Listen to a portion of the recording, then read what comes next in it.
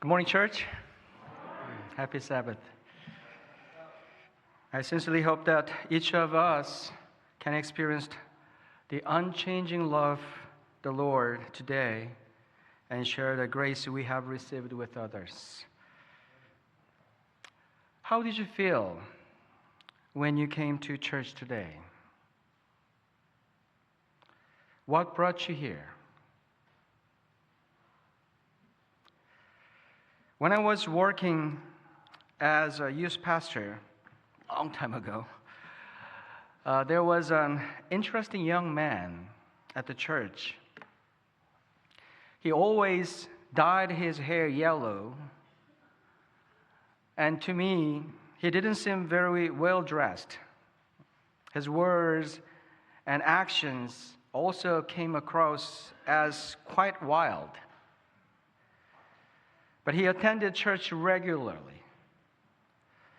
One day, I had a chance to talk with him, so I asked him this: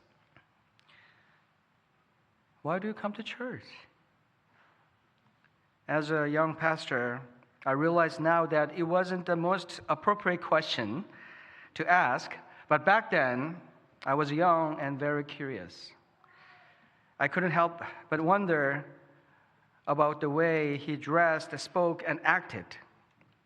He seemed like someone who would be out with friends on weekend rather than coming to church. So, out of curiosity, I asked him, why do you attend the church? What is the reason? His response was simple: because I want to live a good life. I want to be a good person. Even after more than 25 years, I still can't forget his response. At the moment, I came to realization: people can attend church regularly without actually having faith in God. Now, after encountering many different people, it's no longer surprising to see individuals attending church without genuine faith. Back then, his answer caused me to reflect deeply on many things. On our journey of faith, although faith is of utmost importance, we often fail to take the time to reflect on the faith we possess. As we become absorbed in church activities and relationships, we can easily assume that our faith is doing just fine.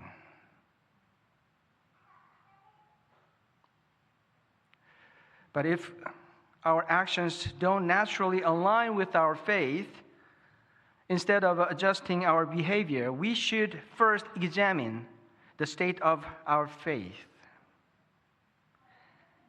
Yet, that's something we often fail to do. So, how is your faith today?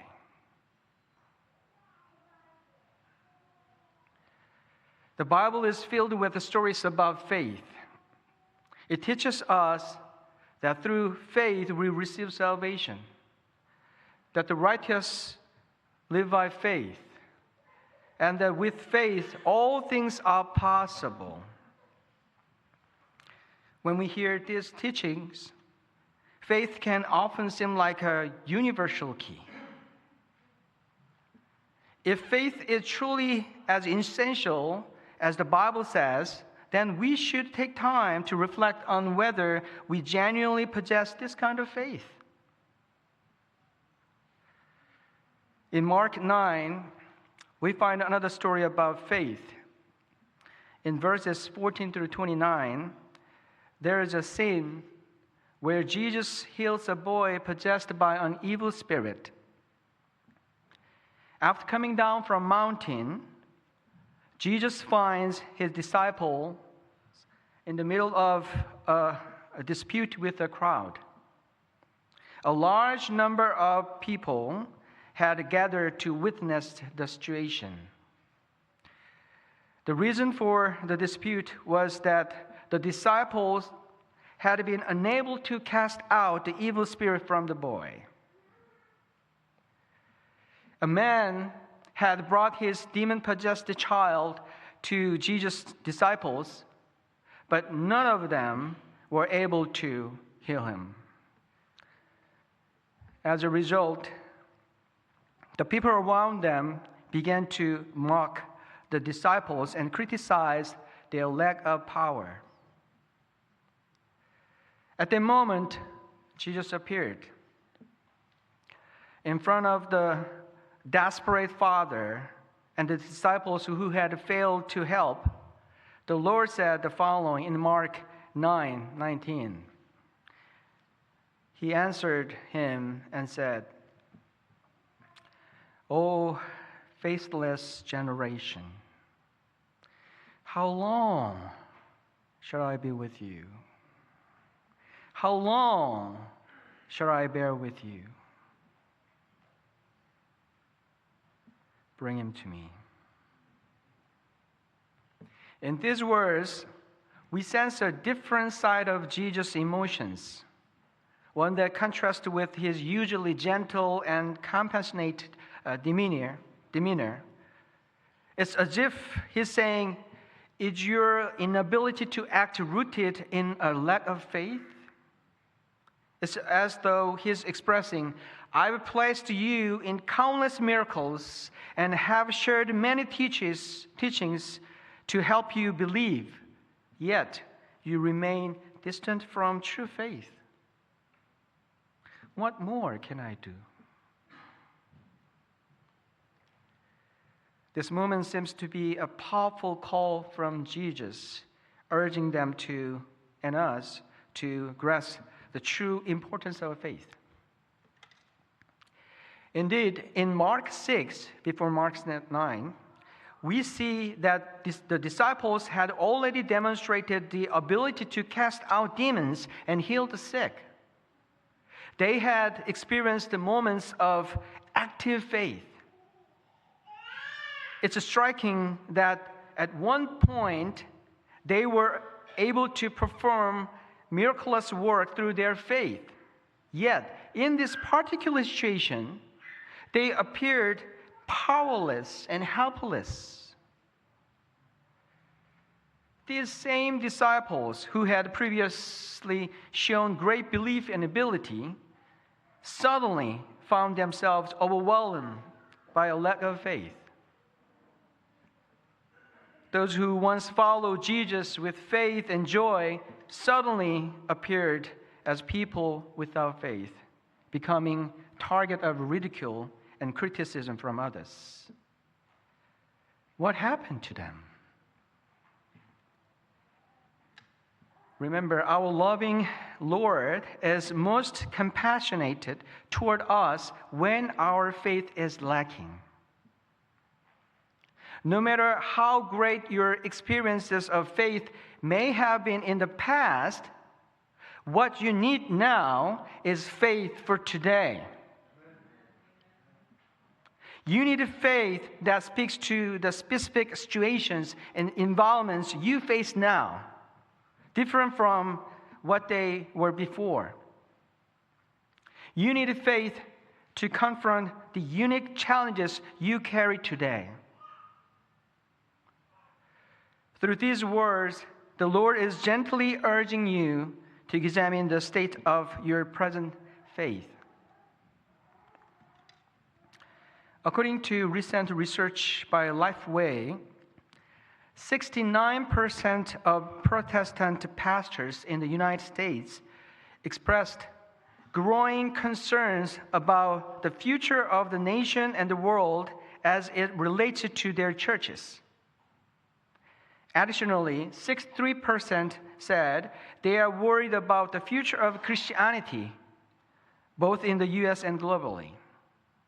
In other words, many churches in America today view the future, both globally and within Christianity, as uncertain, far from promising or clear. They believe that a negative future lies ahead for Christianity. It seems that many are contemplating the possibility of events that could potentially shake the very foundation of our faith.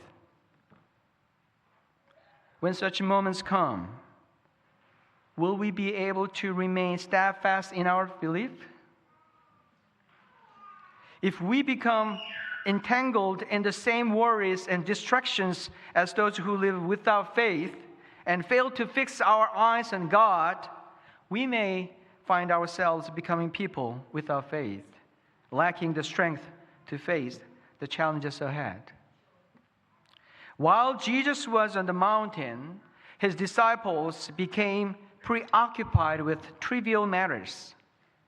They were filled with discouragement, complaints, and discontent, spending their time blaming one another instead of showing humility.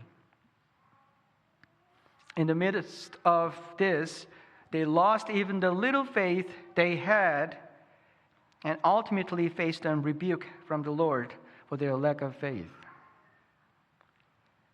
When our gaze is no longer fixed on God, our faith can vanish like smoke. You may be surprised at how much unbelief is hidden within you. When you think about the church or you walk of faith, what is your focus? Before you lose your faith, let go of everything that is not of God. Returning to the main passage, the father of the child, deeply disappointed by the disciples, asked Jesus to heal his son. However, there's noticeable tone of doubt in his words. We see this clearly in Mark 9:20-24. But if you can do anything, have compassion on us and help us. Jesus said to him, if you can believe, all things are possible to him who believes. Immediately, the father of the child cries out and said with tears, Lord, I believe. Help my unbelief. As if in resignation, the father speaks to Jesus saying, if there's anything you can do, please do it. Perhaps his doubt stems from the disappointment he experienced with Jesus' disciples. But brothers and sisters, doesn't his situation sound familiar to us? Our lives haven't always been filled with good things. We've faced unexpected hardships, health struggles, broken relationships, and painful circumstances that have brought sorrow and doubt into our hearts. Because of these experiences, it's as if we've gradually shift from being people who honestly seek God to becoming distant observers of his action. We begin to think, if it's God's will, it will happen. And if not, it won't. This mindset leads us to spend less time in prayer. And we end up simply watching to see what God will do. Even when we have deep, heartfelt desires, we don't devote more time to prayer, assuming that God will take care of it on his own. If there is anything you can do, please do it.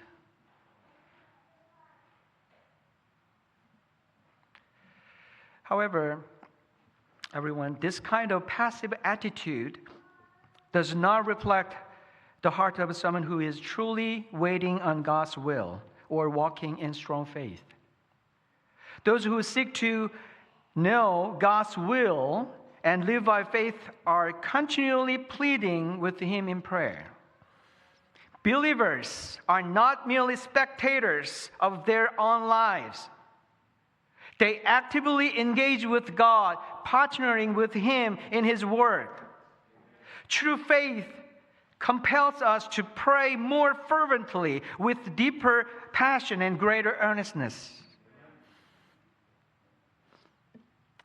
As we continue reading the passage, we see that even the doubting father becomes someone who humbly seeks faith in response to Jesus' words. But before this man begins to speak faith, Jesus first speaks about the one who believes. Jesus responds to the doubting father who said, if you can do anything, please do it. Please help us. Jesus said, all things are possible to him who believes. This statement is so well known that even many who don't attend church have likely heard it at least once. But this doesn't mean that believers become superheroes. It doesn't mean that every prayer leads to instant wealth, perfect health, or getting everything we desire. Does that disappoint you? The Apostle Paul also spoke similar words when he said, I can do all things through him who strengthens me. The meaning behind both of these statements is that when we have faith and are in Christ, we can endure and overcome anything. The world we live in isn't simply a beautiful place filled with blessing to receive. It is also full of challenges and hardships that try to bring us down and make life difficult. In this world, a believer is someone who can overcome any trial that comes their way. They can endure pain and sorrow with resilience. Even in the face of hardships, a believer holds on to inner peace. When injustice and frustration arise, a believer finds comfort and strength in God. A true believer fears nothing and no one, not even the world itself. You and I are called to live as such bold and confident believers, made possible through Christ's sacrifice on the cross. Dear beloved, let us live as true believers, walking by faith. When we live this way, we will one day look back on our lives and realize that we were truly living as recipients of God's grace, having received all that we needed through His abundant blessings. A while ago, my son asked me a thoughtful question. What makes someone a true good Christian? He seemed genuinely curious about what defines a faithful follower of Christ. Perhaps as he's growing older and observing different expressions of faith, he's beginning to notice people who may appear weak in their faith or who don't seem to embody the qualities of a genuine Christian. All fellow believers are individuals who deeply need God, each with their weaknesses. That's why it's difficult to set specific criteria for what makes someone a good Christian. It's hard to say that one must know a certain amount of the Bible or pray in a particular way to qualify. It's even more difficult to claim that holding a position like elder or deacon is a requirement for being a true Christian. However, I believe that a good Christian is someone who continually seeks faith from God and experiences ongoing growth in their walk with Him. Humble individuals who earnestly pursue God in their spiritual lives and whose faith keeps growing as a result can truly be considered good believers. Don't you think so? The father of the child in this passage was truly a humble seeker of faith. When the Lord said that all things are possible for the one who believes, the man cried out, "Help my unbelief." In asking the Lord for faith, he acknowledged his weakness, and through that humble plea, his child was healed. The story in Mark 9 can be seen not merely as the account of a demon-possessed boy being healed by the Lord, but as the story of someone who lost his faith and that regained so much more. Surrounded by disciples who considered themselves the people of faith, the boy's father began to lose his one. Disappointment and doubt crept in as he watched the disciple unable to demonstrate power of faith. And even when standing before the Lord himself, he struggled to seek with genuine faith. However, when he chose to rely once again on the Lord's words and sought faith from him, he experienced a remarkable miracle. Dear beloved, I encourage you to ask the Lord for faith. Become someone who humbly pleads, "Help my unbelief." Your earnest longing for faith will open the way for astonishing miracles. This truth is also beautifully recorded in the Desires of Ages. The obstacles that are piled by Satan across your path, though apparently as insurmountable as the eternal hills, shall disappear before the demand of faith. Nothing shall be impossible unto you. When we bring faith-filled requests before God, obstacles and difficulties can vanish. I encourage you to reflect on the state of your faith and become someone who actively seeks faith from the Lord, regardless of the roles you've held in the church or how long you've been on your spiritual journey. May you become someone who continually seeks a deeper faith from the Lord. The challenges and trials before us often seem overwhelming because our faith has grown weak. Now is the time to seek faith. Faith is not something we achieve on our own. It is something we receive by asking the Lord. I pray that you receive the true faith from the Lord. After Jesus healed the child, his disciples quietly came to him and asked why they had been unable to heal the boy, why their faith had fallen short. In the moment, Jesus gave them an answer. And when he had come into the house, his disciples asked him privately, Why could we not cast it out? So he said to them, "This kind can come out by nothing but prayer and fasting." Through this, the Lord is teaching us that faith is obtained through prayer, and spiritual power is also gained through prayer. This reveals that our prayer requests may need to change. Before we ask for things to happen or seek specific outcomes, we must first pray for faith.